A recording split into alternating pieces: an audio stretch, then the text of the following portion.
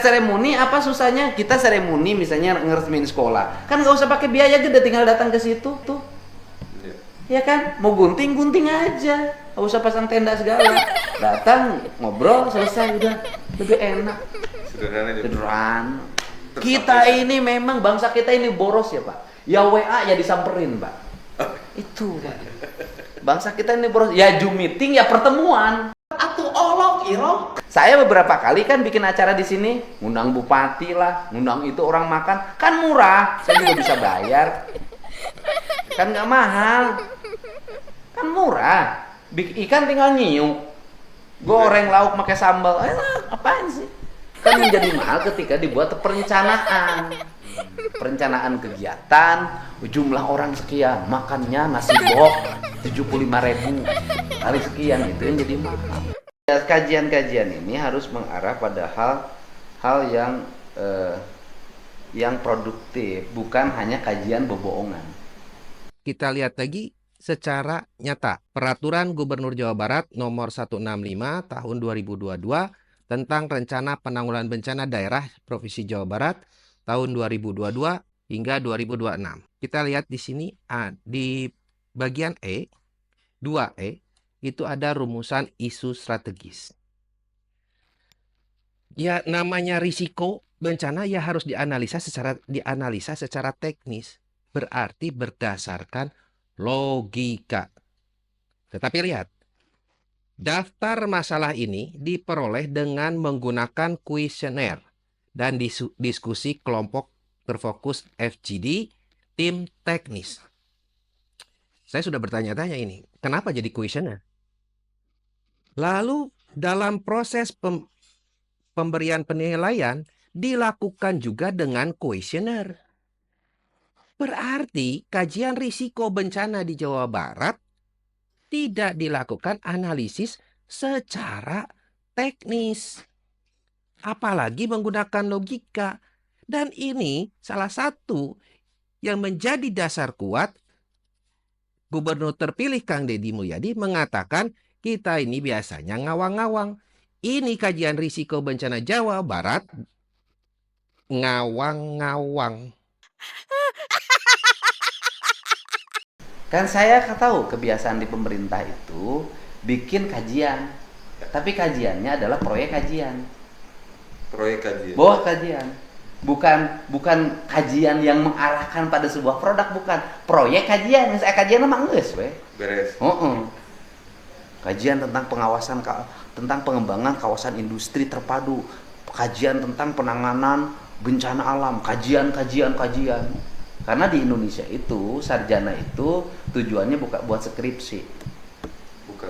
Bukan skripsi untuk kemajuan. Tugas pokok BPBD salah satunya penyelenggaraan penetapan kebijakan teknis. Bagaimana mungkin bisa menetapkan kebijakan teknis jika analisisnya berdasarkan kuesioner? Kerentanan tinggi tapi risiko sedang. Saya melakukan asesmen dan saya pada saat 13 September 2024 di Gedung Sate, itu dihadiri oleh lebih dari 20 instansi daerah Provinsi Jawa Barat. Hanya permukaan dasar saja mengenai pengetahuan bahan berbahaya dan beracun. Bukan secara teknis maupun penanganan kedaruratannya.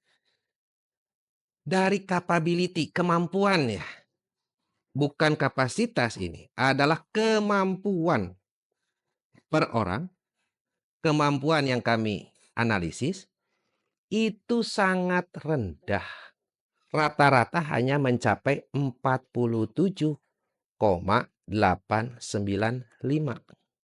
Sedangkan penyusun kajian risiko itu dari tim teknis 24 orang, tim penulis 7 orang, lalu ada ketua, lalu ada fasilitator.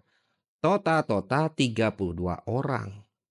Dari ahli, akademisi, maupun aparatur pemerintahannya.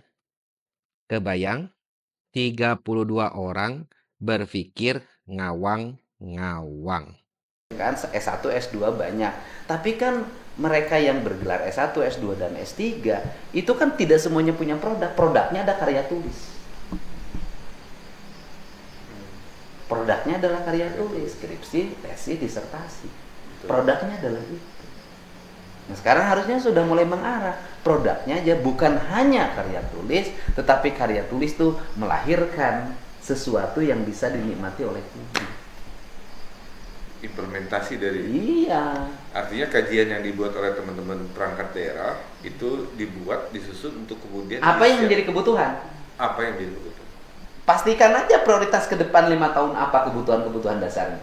Ya. Satu, misalnya kajian tentang angkatan kerja dan lapangan kerja, serapan industri, riset itu sesuatu yang sangat penting dan harus mahal biayanya.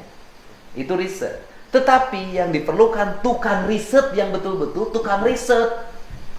Ada yang lain? Hah? Selain tukang riset? Ada. Itu tadi tukang nyian kajian. Mengapa saya katakan demikian?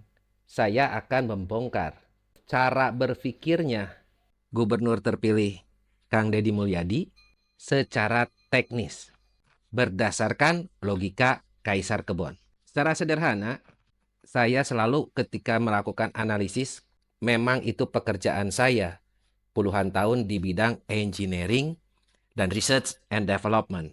Mengapa saya selalu menggunakan logika? Teknik dan logika berkaitan dengan cara berpikir yang sistematis dan tepat untuk memecahkan masalah. Logika yang selalu saya gunakan untuk mengungkapkan suatu permasalahan, risiko, dan lain-lain, itu menggunakan 2 gerbang logika yang saya pelajari saat masih SMA. Biner, angka biner, dan gerbang logika. And, or. Ini adalah gerbang logika, dan guru saya dulu, guru matematika saya yang mengajari hal ini adalah Pak Ginting. Lalu bagaimana penerapannya? Dan ini bukan hanya sekarang, jadi para aparatur dan para ahli akademisi yang ada di Jawa Barat berpikir saya baru saja menggunakan yang seperti ini. Padahal tidak. Saya sudah menggunakan logika ini dalam pekerjaan sehari-hari. Apa yang saya kerjakan sehari-hari dari tahun 1992 dan menjadi barang nyata, bukan hanya sekedar teori. Dari gas alam. Oke, kita bicara tentang energi. Energi terbarukan bisa dari tadi biomass, ada dari yang lain-lain ya, dari air, wind. Saya tidak sebut energi matahari, tapi saya sebut photovoltaik. Saya salah satu technical spesialis untuk riset and development di perusahaan internasional untuk penanggung jawab Asia Pasifik untuk powerhouse.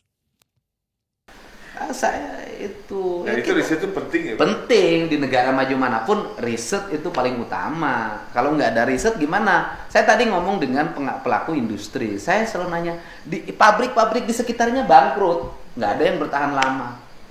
Saya bilang kok tempat Bapak, saya nanya pemikirnya siapa sih? Ada Pak, pemikirnya ini namanya ini, keren banget. Terus saya bertemu lagi, ternyata dia keren. Kenapa kami maju dan kenapa industri kami bertahan dan jumlah orangnya semakin banyak, kelapan karyawannya, karena duit yang kami peroleh, kami bayarkan untuk riset dan kami investasikan lagi untuk perubahan-perubahan. Mesin kami dalam setiap tahun berubah, teknologi kami dalam setiap tahun berubah. Kenapa pabrik di sekitar kami bangkrut? Karena mereka tidak pernah memberi teknologi. Mereka puas dengan apa yang ada.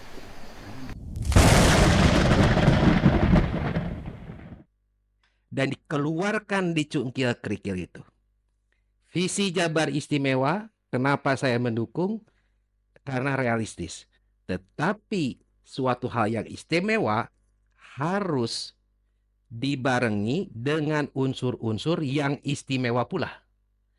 Tidak mungkin tanah liat yang baik untuk dibentuk menjadi suatu hal yang bagus terkontaminasi oleh kerikil-kerikil. di sekeliling KDM. Saya siap untuk bertemu Pak Jutek Bongso, saya akan bongkar